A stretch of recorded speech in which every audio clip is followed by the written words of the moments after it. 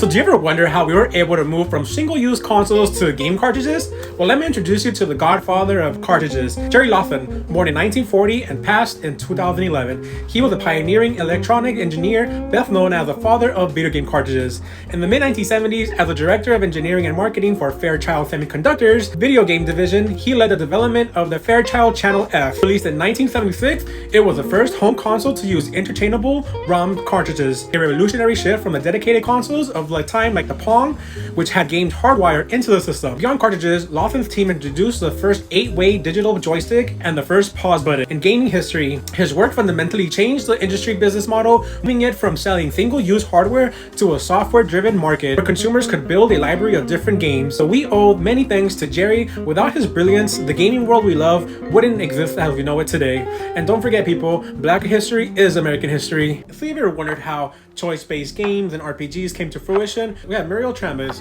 who is a trailblazing French video game designer and engineer, recognized as the first Black woman in the industry to write and direct video games. Originally from France, she moved to Paris to study engineering and worked in aerospace before joining the French studio Cocktail Vision in 1986. Tramis is celebrated for infusing the adventure game genre with deep narrative complexity, cultural history, and social critique. One of her biggest games, Freedom Rebels in the Darkness, explored the history of colonialism and slave revolts in the Caribbean, themes that were revolutionary for the medium at the time. So long before branching narratives were a marketing buzzword, Tramis was building them in the late 80s. While most games were about high scores and reflexes, she was directing games like Freedom Rebels in the Darkness that used branching dialogues, multiple outcomes, and non-linear progress. This philosophy paved the way for modern RPGs that we know today, Baldur's Gate, Fable, all that stuff. She believed that RPGs is a story that is a living thing rather than a single straight line. Her year-long commitment to storytelling and innovation was officially recognized in 2018 when she was appointed a Knight of the Legion of Honor, or as they call it, the Cavalier de la Légion d'Honneur, making her the first woman and only the second game designer to receive France's highest order of merit. Today, she continues to advocate for women in STEM and is developing Remembrance, spiritual successor to her early work that continues to explore historical memory. Thank you, Miss Tramis. Without you, there are so many games we wouldn't have. Have you ever wondered how anime gets that cool factor in its music? I think it's time to blow this scene. Well, it's honestly because of the jazz that we have. If it weren't for some of these pioneers in jazz, then who knows how bad these anime openings may be. Miles Davis pioneered modal jazz and fusion, heavily influencing the atmospheric cool of noir scenes. Thelonious Monk, known for unique improvisation styles and distortments, harmonies, often mirrored in avant-garde anime scores. Art Blakely, his hard bop drumming style is a blueprint for high chase energy sequences. Duke Ellington, his mastery of big band orchestration set the bar for large-scale ensemble pieces and animation. Jazz serves as a rhythmic and harmonic backbone for many of the anime's most iconic soundtracks.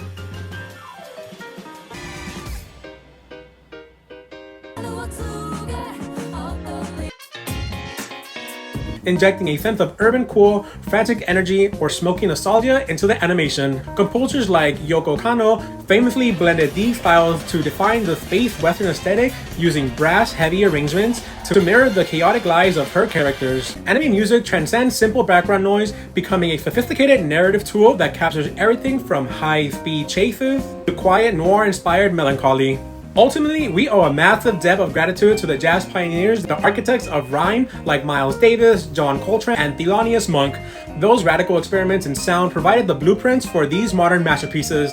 And don't forget, guys, Black history is American history. So do you ever wonder how the gaming industry was able to shift into a more inclusive landscape? Well, let me introduce you to Tanya DePass, who began her influential career in the gaming industry in 2014 with the viral tweet and the hashtag #INeedDiverseGames, expressing her frustration with the lack of representation in video games. This grassroots movement quickly evolved into a non-profit organization of the same name, based in Chicago, dedicated to improving diversification across all aspects of gaming. Today, DePass is a prominent activist, streamer, and consultant whose impact is felt across both video games and tabletop RPGs. Her work includes industry advocacy, providing GDC scholarships for underrepresented developers, and consulting on major titles like Far Cry 6, serving as a senior writer at the Monolith Productions Wonder Woman game. On top of media and community, founding the sci-fi Afro-futuristic RPG Into the Motherlands, and serving as a founding cast member of the Rivals of Waterdeep Dungeons & Dragons livestream. Her efforts have been recognized with numerous honors,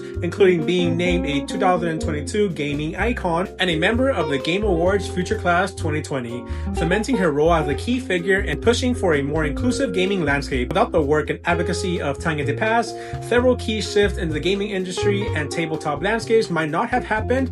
I'm talking about South of Midnight, Assassin's Creed, Flintlock, The Siege of Dawn, and even Marvel's Spider-Man Miles Morales probably wouldn't even get the recognition he has today. Tanya has proved that these voices are important to showcase in the gaming industry. So thank you, Tanya. Without you, the industry would likely still be treating diversity as something trendy or optional rather than a fundamental part of the creative process.